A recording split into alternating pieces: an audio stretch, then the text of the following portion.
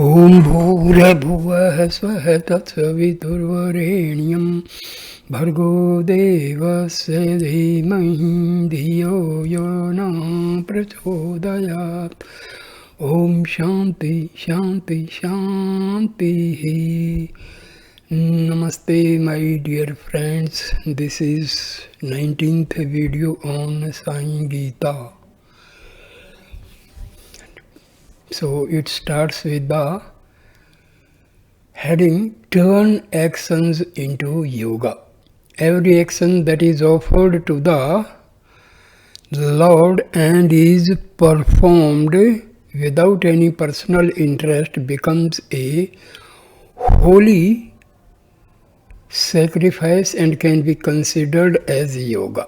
But when an action is performed with a personal interest in the action and its results, then it is nothing but roga, which in Sanskrit means disease.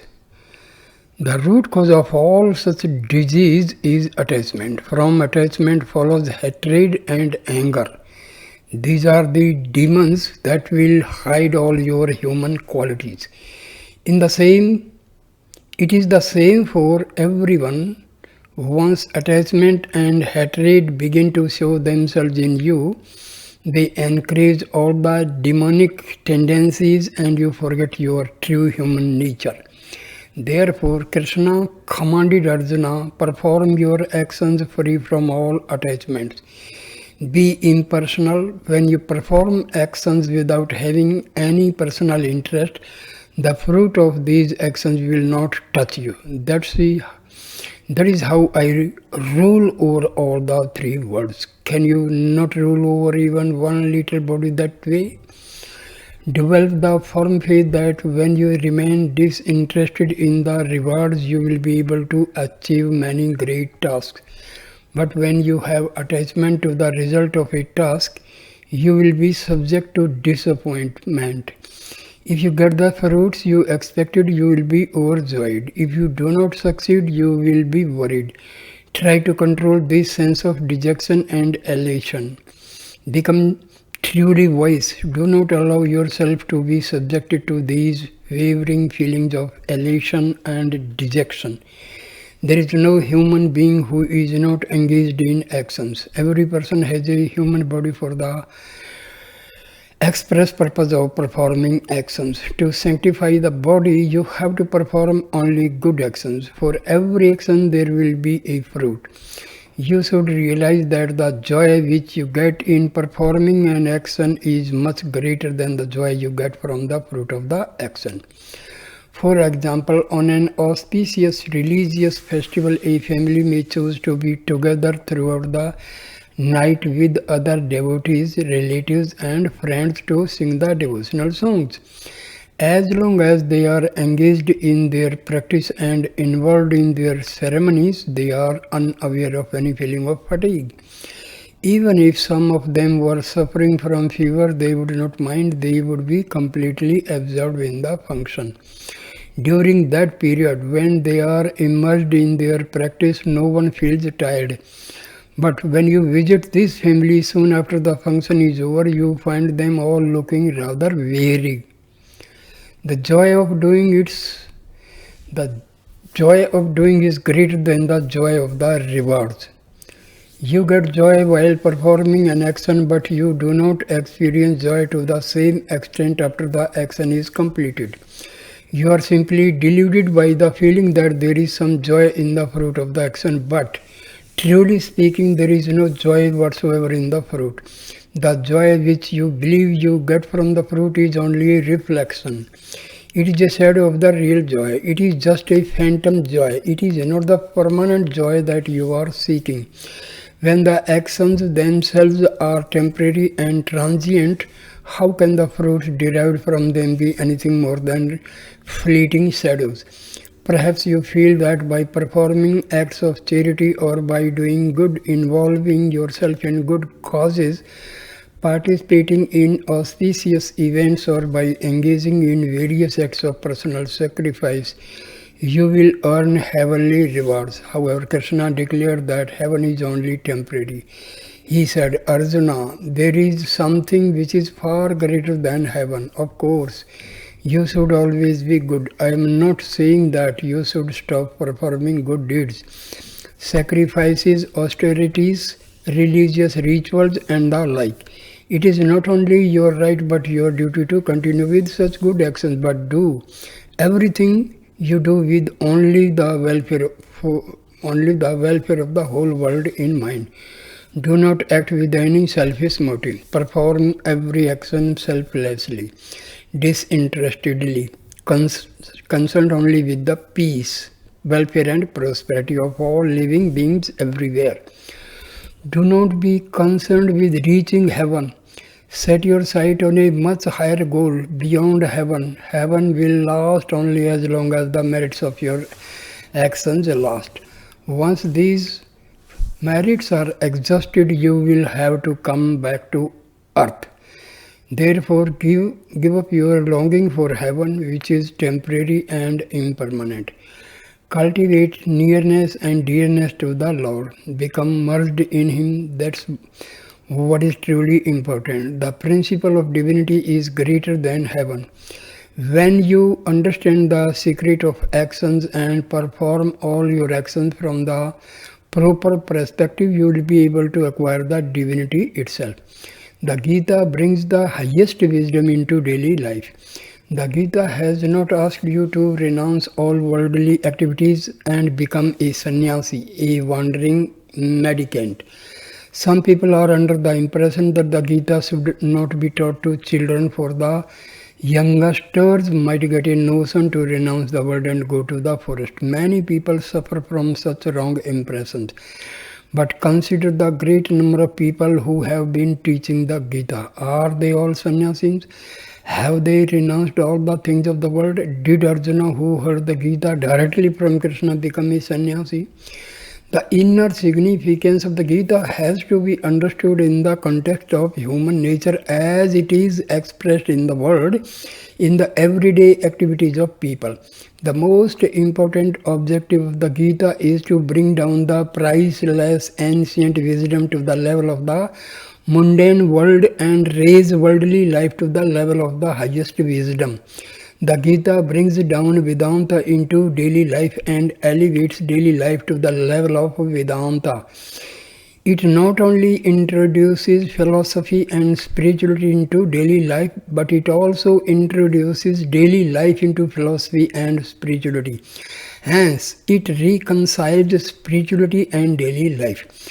Human existence does not just involve the daily secular activities. It is not meant at all for just eking out a livelihood. The Gita teaches the sanctity of human life. It directs man to his ultimate goal. It teaches him how to make his livelihood in the world in a way that enables him to transcend the human condition and in a way that does not bind him to further human births. You will not be bound by your actions when they are performed selflessly, without any interest in the fruits.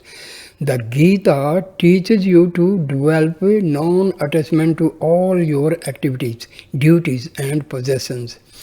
What actually happens by having this attitude of detachment is that your actions become sacred. The Gita does not encourage you to renounce work. On the contrary, it encourages you to do your duty and perform all the activities appropriate to your status in life. But you must transform all these actions into sacred works by offering them to the Lord. For example, consider the work of a cook. Cooks perform their duties properly and do their job well when they keep their mind on the cooking. If instead they do everything keeping only the wages in view, then they will not have much interest in their work and the cooking will not be good. Cooking should be performed with a sense of love and absorption in the work and with the welfare of all in mind, without concern for the monetary rewards. Then it becomes a sacred and pure service that nourishes and sanctifies. In the same way, when you perform your assigned duties, whatever they are, with full concentration on the work, offering it to the divinity, and without any personal interest in the fruit, then your actions become sacred and grand. With this feeling of disinterestedness in the fruits, your work becomes steady and you will also progress steadily forward towards your goal. But when you have a personal interest in the work that you are performing, there will be ups and downs. Fickleness will develop and your desires will quickly grow. Krishna held out King Janaka as an ideal person because he ruled his kingdom with this sense of detachment and thereby attained perfection. There are some people who have only outward vision. There are others who have developed inward vision. Outward vision sees only the illusory world outside. Inward vision transforms the mind and fills the heart with sacred feelings. In order to gain inner vision, you have to develop this quality of absorption in the work and detachment from the results, offering everything you do to the divinity within. There is a story to illustrate the great spiritual power of this lofty practice. Janaka and Sukha. Once in the age previous to Krishna and Arjuna, the young sage Sukha had entered King Janaka's kingdom and was traveling in the neighborhood of the capital city. King Janaka heard that Sukha was in the vicinity but did not know where Sukha chose to make his camp. The king sent out messengers in all directions to get news of the Sukha's whereabouts. They located Sukha living in a shelter in a forest near the capital city. Janaka along with his ministers went to visit Sukha. Janaka did not go there as king or ruler, he went as a servant of the Lord. Janaka had long ago removed all traces of ego and now went as a humble spiritual seeker. Sukha was giving a discourse to his disciples on a spiritual topic. During this discourse, Janaka stood and listened with full concentration. Evening came. Before he left, Janaka went to Sukha and asked, Swami, may I come every day and experience your inspiring discourses? Sukha replied, Janaka, spirituality and philosophy are not anyone's private property. Whoever has the interest, whoever enjoys listening to these teachings, whoever believes in reaching the goal has a right to this knowledge. Certainly you may come. You are most welcome. Janaka went back to his palace and returned each day to attend the discourses. Now Sukha wanted to demonstrate to the world that King Janaka had inward vision, whereas most people have only outward vision. With this in mind, he moved to a spot on the crest of a hill overlooking the capital city and made his camp there. From this place, he continued his daily discourses on Vedanta. One particular day, King Janaka, because of some urgent responsibilities of administration, was delayed in coming there. Sukha purposely held up starting his discourse until Janaka had arrived. Sukha took no cognizance of the large gathering of people that were already assembled there, waiting for the discourse to comment. To demonstrate his interest, Sukha started asking questions of this person and that, trying to find out why King Janaka had not come. He also told some people to go and find out what had delayed the king. He himself stood on the roadside and watched for the royal party to arrive. At this, some murmur began among the people there. The disciples, the elders and youngsters who had assembled there began whispering among themselves. One said, look at Sukha. He is considered to be such a great sage who has renounced everything, but it does not seem to be true. Here he is waiting for King Janaka just because Janaka is an important ruler. Sukha is not paying any attention to us and does not seem to care about starting the discourse. Another person said, look at this peculiar behavior of Sukha. Why does he show so much partiality to kings?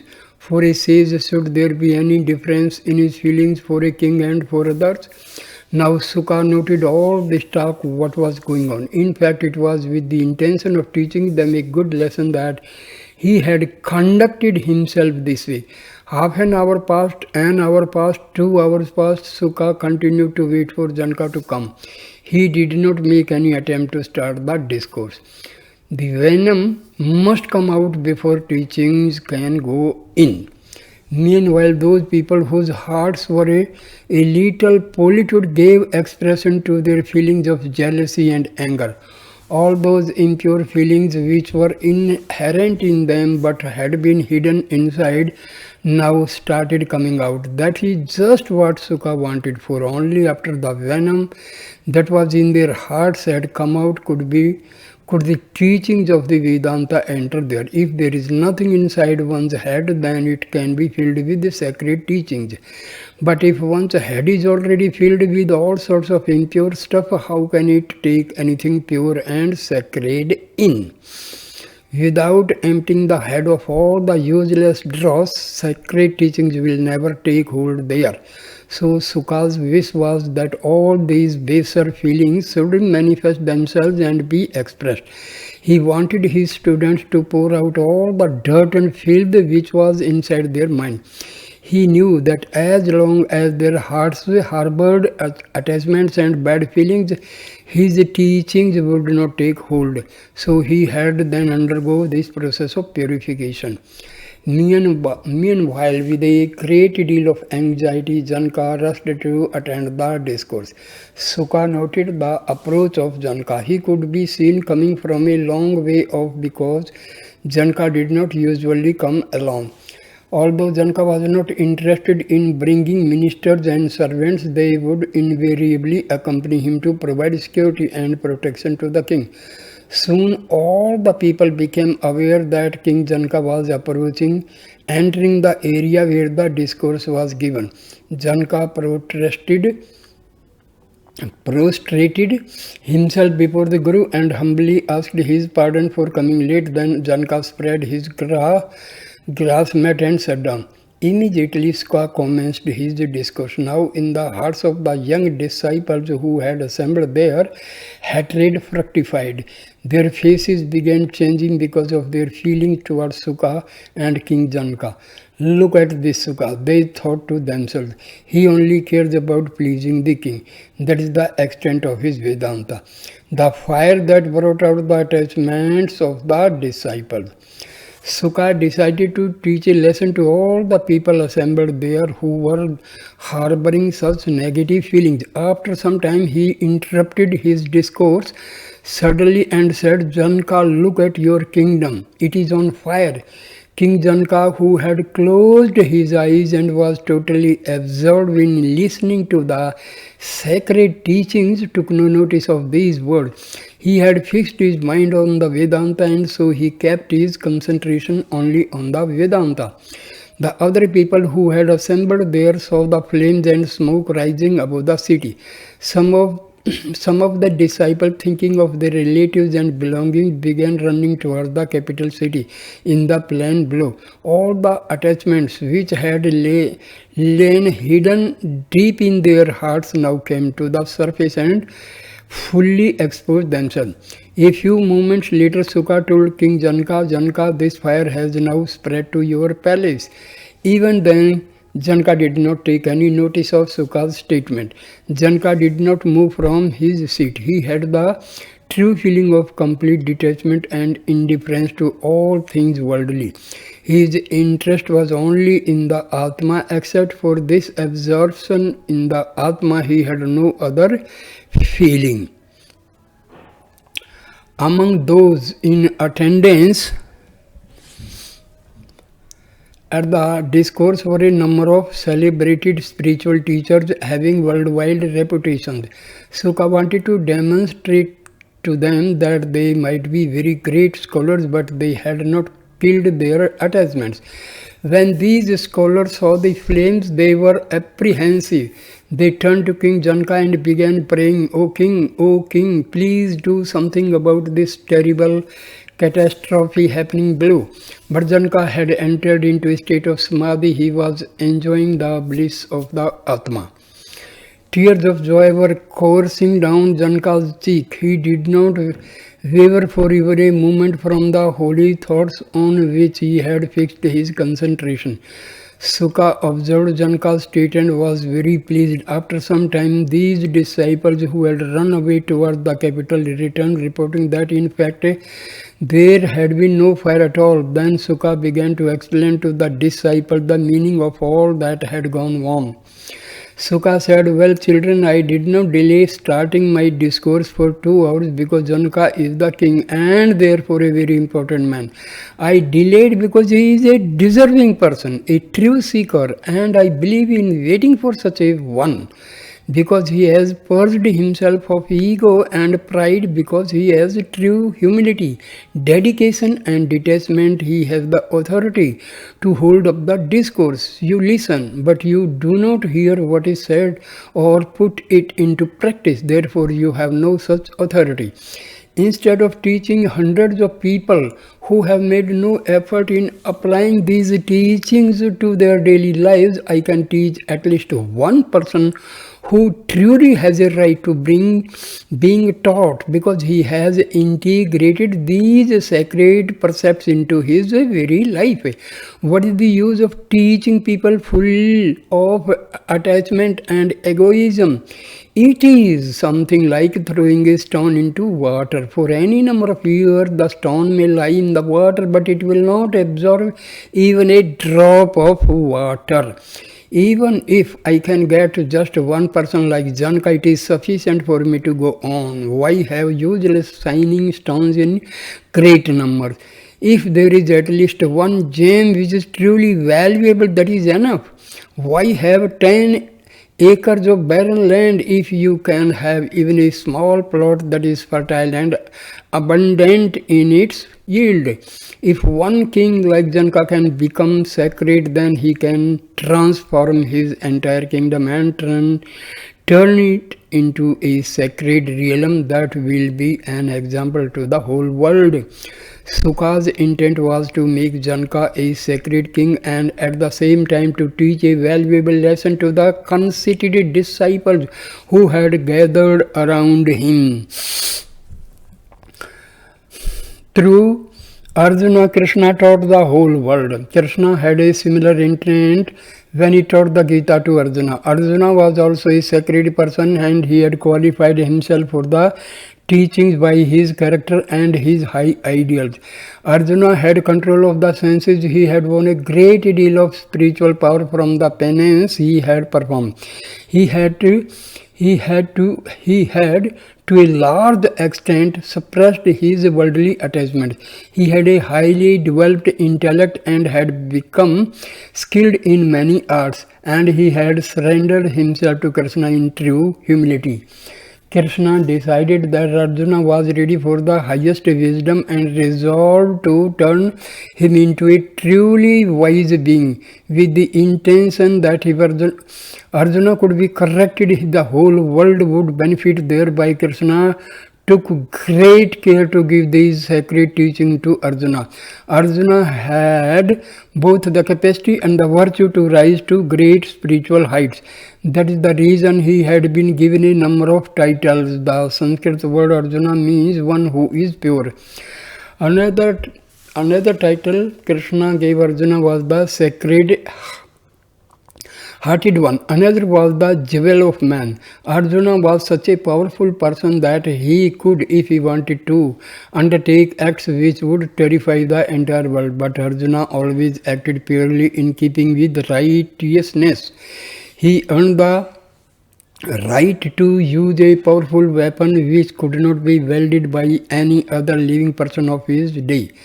Originally, this weapon belonged to Lord Shiva. This same fearsome weapon, which was originally with Shiva and then with King Janka in an earlier age in Krishna and Arjuna's time, became the Gandiva.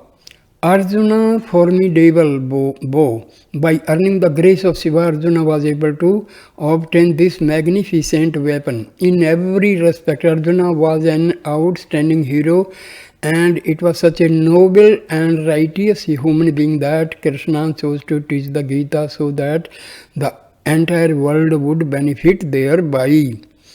It is another It is through your mouth that you offer food to the stomach. Then it is through the stomach that the food reaches the entire body. In the same way as food reaches all the limbs of the body when offered to the stomach, the Gita was given to a pure and selfless person such as Arjuna so that it might reach the entire world. One of Arjuna's name is Parthiva, which means son of the earth. All of you are children of the earth. Since Arjuna may be considered an outstanding representative of all mankind, Krishna felt that the whole world would in time be transformed by converting him into a sacred person. Ordinary actions, detached actions, and sacred actions. Compared to ordinary actions which are done by thinking of yourself as the doer, actions done without any sense of doership will be much greater. But an action that is done with complete selflessness, performed impersonally with the total indifference and without any attachment is greater still. But when the action is entirely offered to the Lord, when it becomes a holy sacrifice, it is even more sacred than all of these. Thus Krishna commanded Arjuna to offer all his acts to the Lord. When Arjuna reached this state of evolution, that is, when Arjuna acted completely selflessly and offered everything he did to the Lord, Krishna began to teach him the Gita. In the primary stage, every human being has to perform actions and actively employed in the task for which he is suited. One needs to perform action in order not to develop laziness. A lazy person is absolutely useless to the world.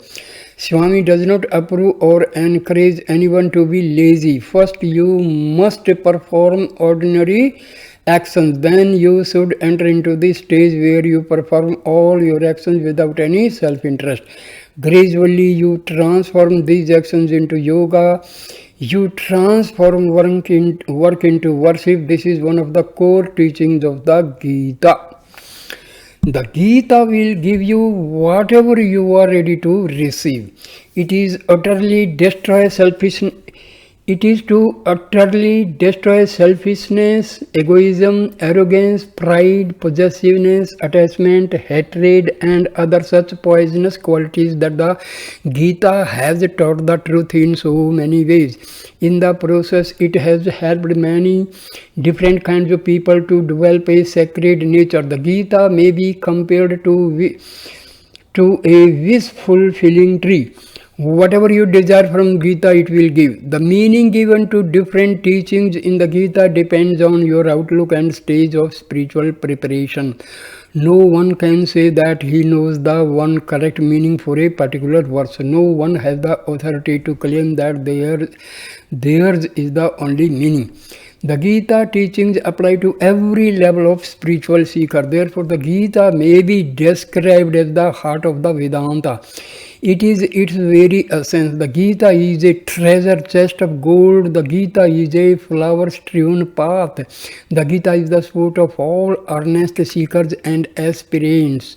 The Gita allows them to swim and survive in the sea of worldly life. The Gita helps them to traverse all the obstacles and reach their goal. A person who does not care for the Gita misses the very purpose of life. Whatever be your feeling, the meaning you will derive from the Gita will be commensurate to your level of spiritual development. For example, many of the devotees here will know the Sanskrit chant which is used as an incantation for invoking the blessings of the Lord. Its first line translates to the white-attired Lord. Lord Vishnu is this all-pervasive one. He is omnipresent. He is described as ash-colored. He is also described as having the color of the moon. being whitish, which is the same as saying that he has the color of ashes. He has also been described as having 4 hands and a most pleasing and sacred face, which does not exhibit any feeling of elation or dejection. This is the feeling of believers, and it is in this way that they pray to the Lord. But non-believers may use the very same words, although the image they describe with these words may be completely different. The Sanskrit word that starts this incantation also refers to the one who carries white clothes. In whatever situation you see this one, you find it does not exhibit any feelings. It is ash-colored and it has 4 limbs. One can take these attributes, put them all together and say that these words describe a donkey. A donkey will be carrying white clothes from the washerman. It has 4 limbs, an ash-colored body and a most patient face. It is not tied down to any place. You can find it roaming in the roads in front of the houses everywhere. This is the meaning given to these very same words by non-believers. So, whether it is the exalted Lord or a lowly ass depends on how you look at it. Whether you are a devotee or a non-believer, and whether you are interested in or oblivious to such spiritual expressions. In the same way, the Gita yields up different meanings to different types of people. Based upon the state of your feelings, each of you will get the meaning which is appropriate to the stage you have reached on the spiritual path. So in this Gita is a great wish-fulfilling tree. It is a celestial cow giving freely of its milk. You can take from it whatever meaning you like, whatever teaching you are ready to absorb. There is plenty of water in the ocean, but the amount of water you can take away from it depends upon the capacity of the vessel that you have brought to fill up. The water will be the same. The difference will only be in the size of the vessel. Likewise, there may be difference in your feelings, but the Gita is only one. The basic message of the Gita is the same for all. Its sacred purpose is to transform humanity into divinity.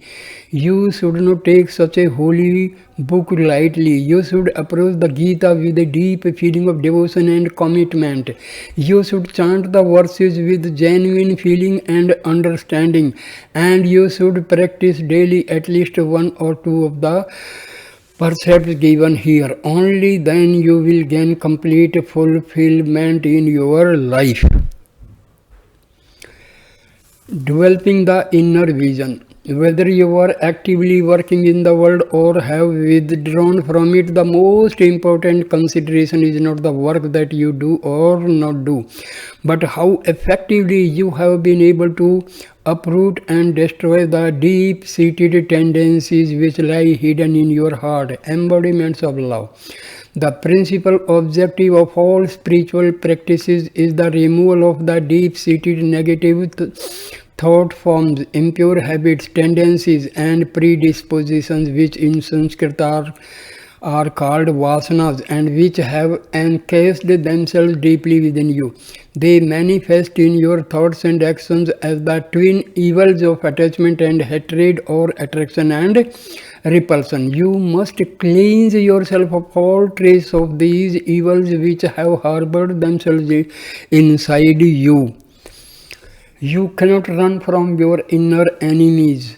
If you just run away to the forest or to a cave without performing the appropriate exercise to remove your inner enemies, then whether you like it or not, all your latent tendencies will continue to produce thoughts and actions that bind you. These impurities will lie there as seeds in your heart and prompt a stream of thoughts that will be saturated with likes and dislikes, desires and delusions.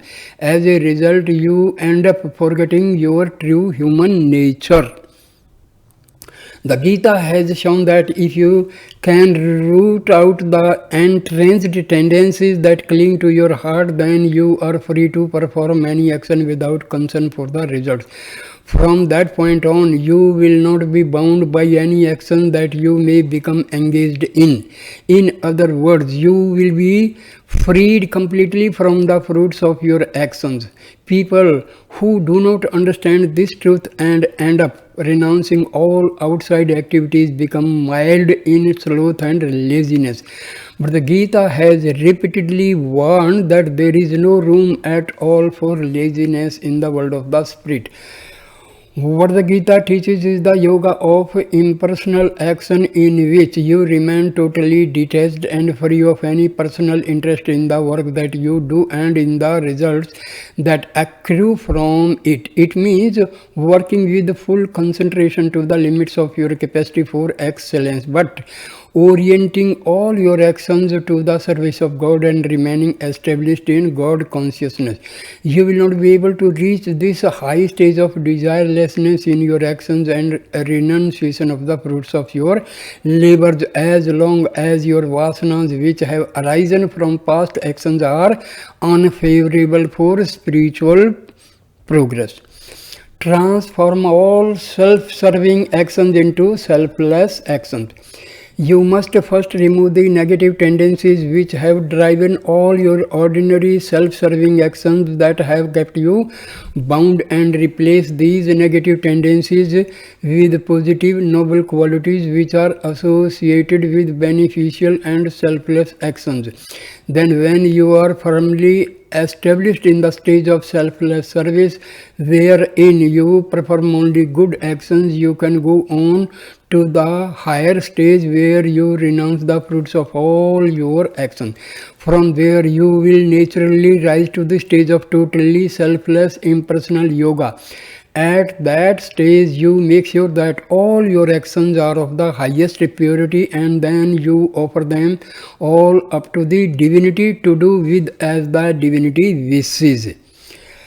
What is the inner secret of performing work? It is the Gita's proclamation that only through positive, laudable activities can the negative tendencies be removed.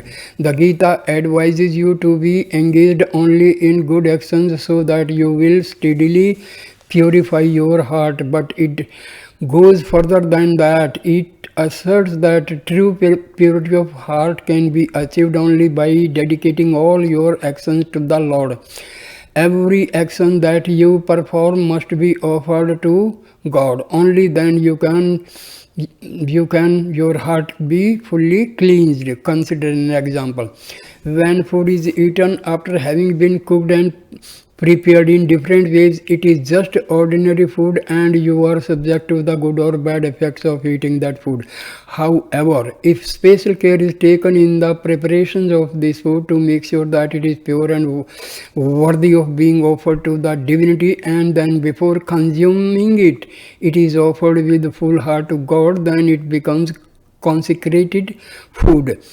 From that point on, this will no longer be ordinary food. Consuming it will confirm divine feelings, blessings, for it will be the sacred gift of the divinity.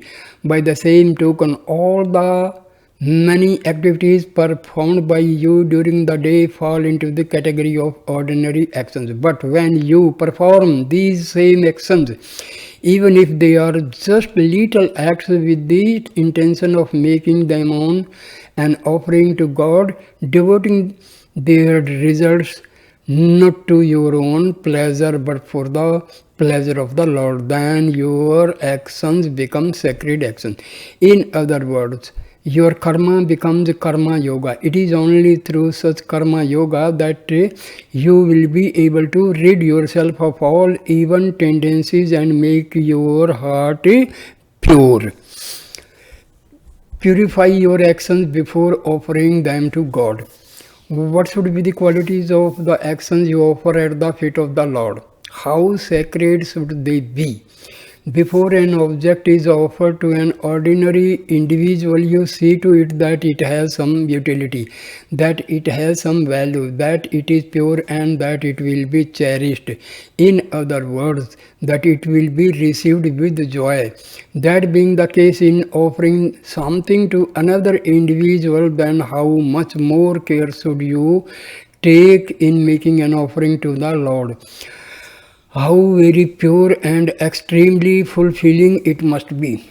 One must not offer all types of objects and all types of actions to the Lord. Before you offer anything to the Lord, you must first make it pure. You must make it sacred and great. Then it will be a fit offering for the Lord. For example, if you want to offer a rose to the Lord, you first select a beautiful fragrant bloom. Then you remove the insects from the flower. Next you remove the thorns and any imperfect leaves from the stem. And in a number of other ways you make your offering as beautiful, as pure as possible. Only then do you offer it to the Lord. Every action you perform should be like this flower which you offer to the Lord. Just as a fine fragrance is inherent in the flower you offer, so also your actions must be saturated with the fragrance of your love and sacredness. Just as the flower that you offer is beautiful and pure, so also your actions must be good and pure. Such is true karma yoga. The Gita prompts you to offer only such kinds of action to the Lord. You must be able to distinguish between wise action and unwise action, and for that you must understand the difference between wisdom and ignorance. You must develop your wisdom until it expands and merges with the cosmic wisdom. The divine wisdom. Anyone who wants to directly experience the Lord must develop this wisdom and along with it a number of important qualities. The characteristics of an enlightened being. These qualities of a person endowed with spiritual wisdom are patience, determination, purity of body and mind, selfless love, and ever-present awareness and yearning for the indwelling divinity, and the six qualities which are known as the spiritual treasures, namely control of the mind, control of the senses, renunciation of selfish desires, endurance and indifference to all kinds of opposites such as pain and pleasure, and unshakable faith in the sacred teachings, and contentment derived from a steady, unwavering mind. Let us consider the first of these qualities, patience. Patience or forbearance is one of the most important characteristics that every person should practice and possess. Many kings have been destroyed because they abandoned this quality of patience. Even great sages have lost all their spiritual merit because they neglected this quality. Countless scholars have come to ruin because they overlooked this invaluable characteristic. Patience can be thought of as the most important shield and armor for facing the battle of life. You quickly lose all your human qualities if you lose patience. As you have already seen, the quality of patience is an extremely important sign of a great person. Without patience, it would not be possible to become an enlightened person, an enlightened being. A resolute nature, in other words, the quality of determination and being endowed with a firm resolve is the precondition for developing patience. Now, a resolute nature should not be associated with stubborn foolishness. In matters relating to spirit, firmness and resolute nature refer to a mind that is free from delusion and unsteadiness. Whatever obstacle is encountered, whatever troubles and problems arise, with a resolute nature you will remain firmly committed to pursue the task which you have undertaken until you achieve your final goal. If you do not have this quality of determination, then patience will have no basis and cannot develop in strength. Patience and determination are twins. One cannot exist without the other. Without determination, patience cannot establish itself, and without patience, determination will degenerate into arrogance. Next, let us consider purity. Just as you undertake various actions to purify your body, so also you must undertake various good actions to purify your mind. Through these acts, you can remove the attachments and desires that you have polluted your mind with egoism. Only when these negative qualities are eliminated will you be able to achieve self-control. Just as a tortoise is free from loosen its limbs and come out of its cell, or to withdraw itself back into its cell, in the same way, you should be able to control your senses and use them when you need them. The Gita has affirmed that these are also very important qualities of a wise person. So I end this video here. Thank you for watching and listening this video. Please like, comment and share the video and subscribe my channel. Thank you, my dear friend.